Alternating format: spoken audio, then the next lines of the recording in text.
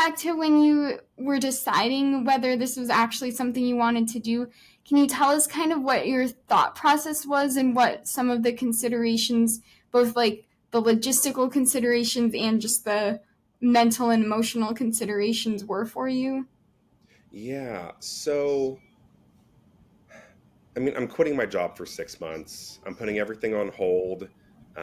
I proposed to my fiance in January, so it's like all these big things are happening all at once.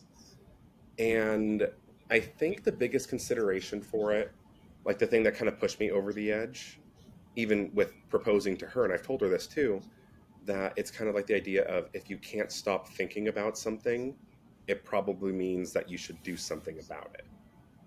And a pretty hefty consideration for doing the walk was my grandfather passing from Alzheimer's well, he was fighting it for about 5 or 6 years, pretty intensely around 2017-ish, 2018, around when he passed.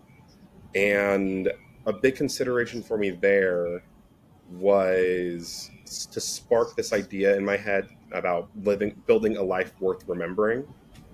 A lot of what I was doing during high school and in college was kind of centered around doing something that would cause me to be remembered by other people when I'm gone. And hearing the stories of what my Nana and Papa were going through during that time and the care that he had, it kind of made me shift that to a more internal approach rather than focusing on other people remembering me. What do I want to remember about my life at the end of it or during it? And do I want to remember doing my business part time on the side while I work a day job?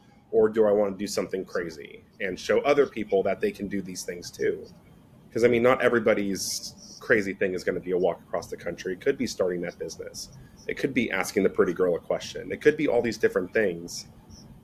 And I think it's a lot more about being a example of possibility for others and myself.